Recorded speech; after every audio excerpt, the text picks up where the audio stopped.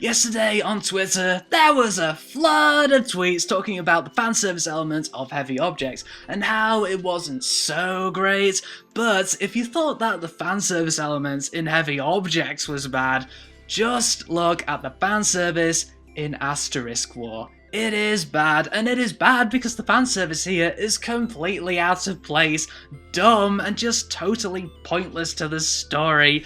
Just to be clear, I did kind of like the fanservice in Heavy Objects, as it did have a degree of intelligence attached to it all. However, the fanservice in Asterisk War, it wasn't exactly necessary. But first things first, let's talk about what happens in this episode. It's the usual stuff that we've seen before. A new student transfers to a new school and makes friends and makes enemies, and it's all pretty cliched, straightforward stuff. The guy meets a girl, the two don't get along, and they randomly end up having an epic battle. You know, the one that you saw in the trailer. Then the guy makes a friend, and finally the episode leaves on a cliffhanger, just as another epic battle is about to begin. So, what was good about this episode? Well, I can't say that the overall story is good because everything was more or less predictable, but the pacing was very good. The scenes progressed and connected well, and I feel that each scene was more or less the same length as each other, so the episode did have a nice flow to it. I also think that the epic battles were good. They were slightly linear, like one person would fire at the other, and then the opponents would block, then attack. But I do appreciate that this anime does have this high concept of high school students who have epic battles with each other.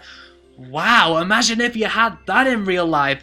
If you were the best, you could fucking take out the trash whenever you got bullied. And it's not like the battles are completely meaningless action just to draw in an audience. Yes, the battle between the two lead characters had zero intensity, as we all knew they were going to survive somehow.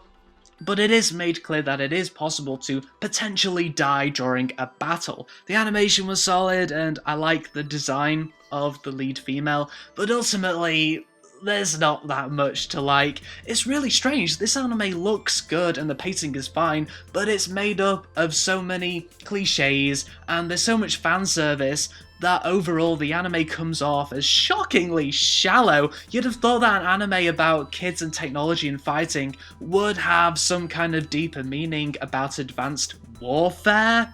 Okay, I mentioned the shocking amount of cliches, but what about the shocking amount of fan service? Where the fuck did it all come from? Everything was going fine. This anime had a dark quality to it at first, which drew me in. But then the lead guy meets the lead girl, and it's just fan service in your face. I don't get why it's there, because the writers could have easily had the girl fully dressed when the guy went into her room, and I would not have been taken out of the anime so quickly, and the same story progression would have happened anyway if she was dressed up. There's even more fan service later on when the guy meets another girl.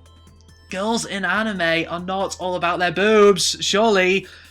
Now, you're probably wondering why I kind of liked the fan service in Heavy Objects, but I did not like the fan service here. And the answer to that is that in Heavy Objects, the fan service was sparse. The moments did not happen every few seconds, and the fan service did make me laugh.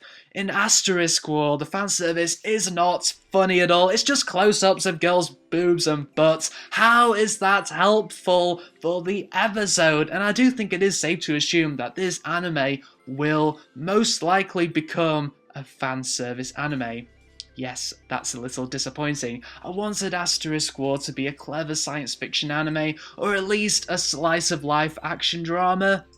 Instead, we got cliches from the school genre and busty females, all of whom are most likely under the age of 18. I got my epic battle and backstory of the world, but what about the actual technology? What goes into those swords and holograms everyone seems to be using?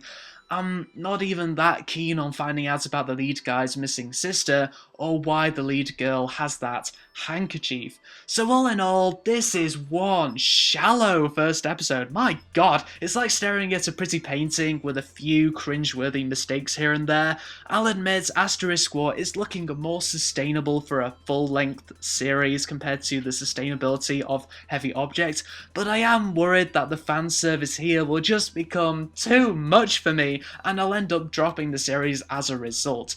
But we'll see how much fan service there actually is when we watch episode 2. We'll get a better idea. We'll see.